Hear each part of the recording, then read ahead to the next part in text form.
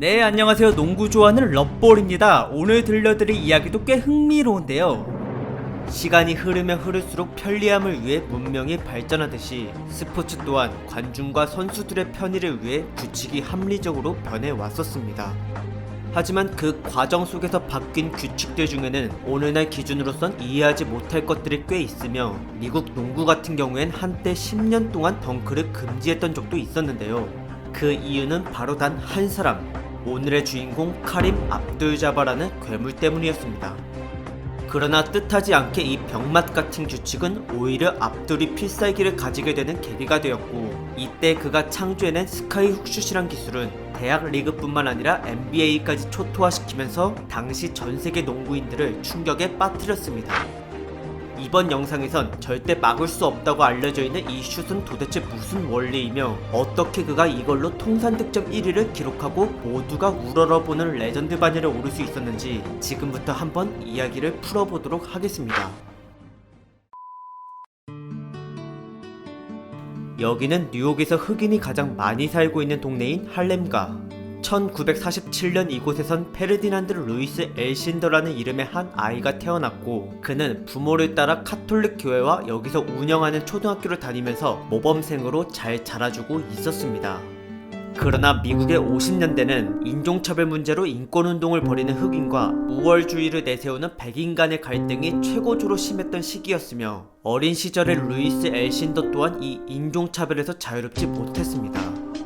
그래도 다행히 키가 9살 때 173cm, 13살 때에는 2m 3cm까지 급속도로 성장한 덕분에 자연스레 농구를 시작하게 된 그는 고등학교 농구부에 들어가고 나서부턴 노골적으로는 차별을 받지 않게 되었는데요. 왜냐면 넘사벽의 피지컬과 실력을 갖고 있었기 때문이었습니다. 팀의 핵심 에이스였던 엘신더는 백인 팀원들과 함께 다른 고교 팀들을 전부 압살하고 다녔고, 그 결과 그는 졸업할 때까지 2번밖에 지지 않고 무려 71연승을 기록함과 동시에 3년이나 연속으로 뉴욕 고교리그의 챔피언을 달성해내기까지 하였습니다.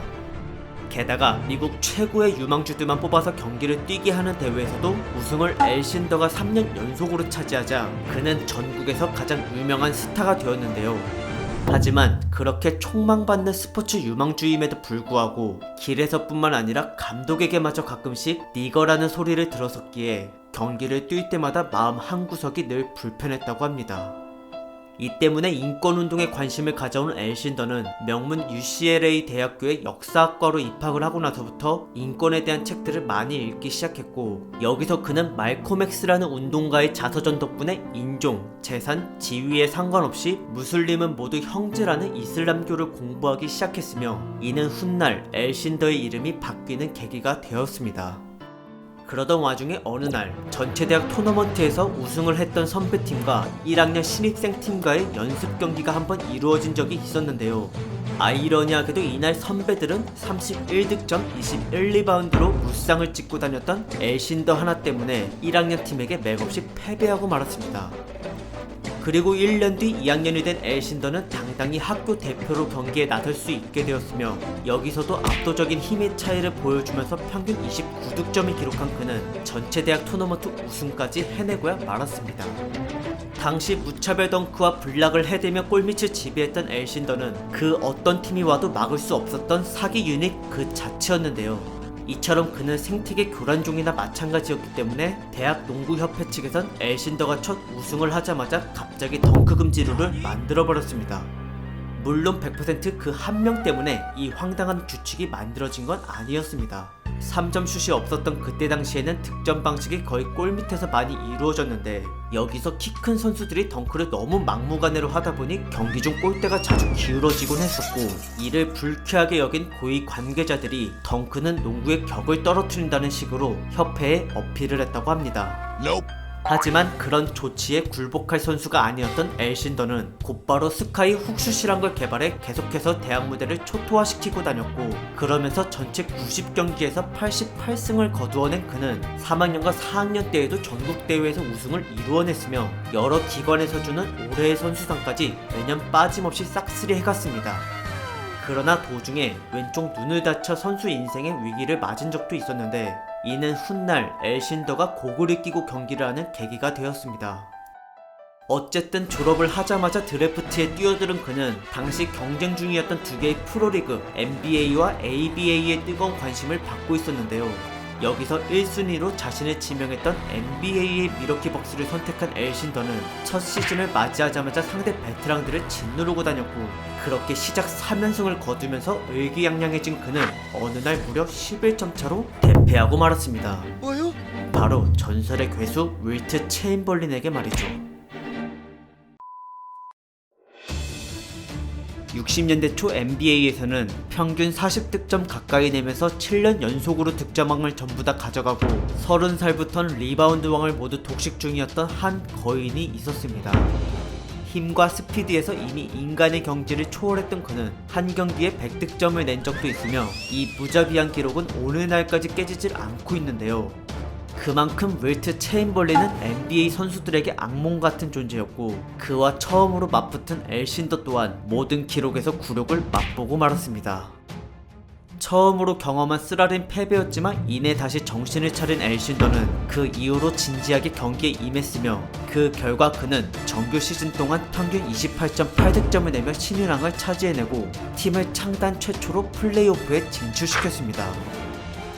하지만 여기는 혼자만의 힘으로 우승을 해낼 수 있는 대학 무대가 아닌 자신과 같은 괴물들이 드글드글한 NBA였기 때문에 결국 그는 원맨팀의 한계를 뛰어넘지 못하고 중도 탈락해버렸습니다. 그러나 2년차 70-71 시즌, 60년대의 어시스트 왕을 밥먹듯이 했었던 슈퍼스타 오스칼 로버트슨이란 선수가 영입되자마자 팀의 전력은 한층 더 강해졌고, 그 덕에 부담을 덜은 엘신더는 더 적극적으로 득점을 쏟아부을 수 있었습니다.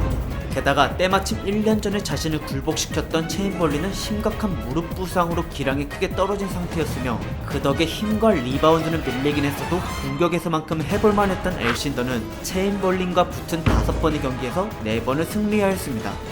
그러고 나서 평균 31.7득점으로 득점왕과 정규 시즌 MVP를 달성해낸 그는 플레이오프에 진입한 뒤 1라운드 상대를 4대1로 제압하고 빠르게 2라운드로 올라갔는데요.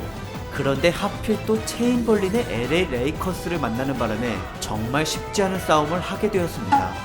그리고 결과는 4대1 미러키의 승리로 마무리가 되었는데요. 1년 전이라면 모를까 이제는 원맨팀이 아니었기 때문에 엘신더가 체인벌린을 붙잡는 동안 나머지 팀원들의 활약이 매우 컸습니다.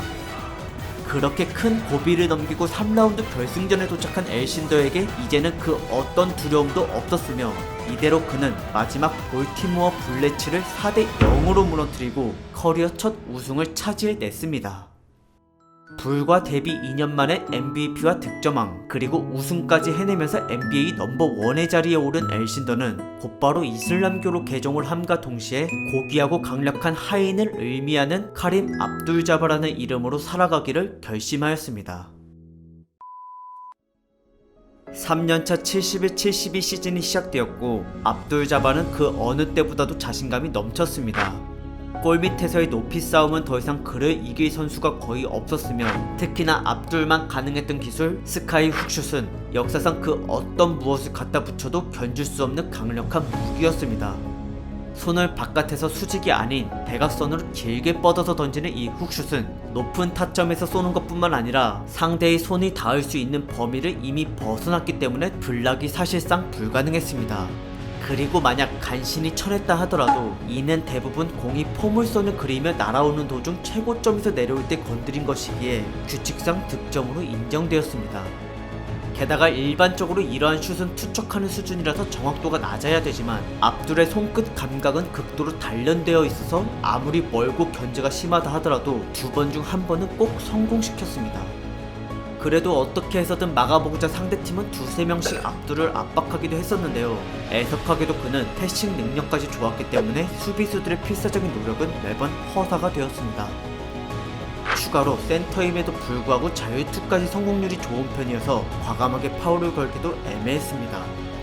그렇게 해서 한 경기에 커리어 하이 55득점을 뽑아냈을 정도로 강력했던 압둘자바는 평균 34.8득점으로 2연속 득점왕과 MVP를 차지하였고, 내친 김에 또 우승까지 작정했는지 1라운드를 빠르게 4대1로 꺾은 뒤 2라운드로 돌입하였습니다.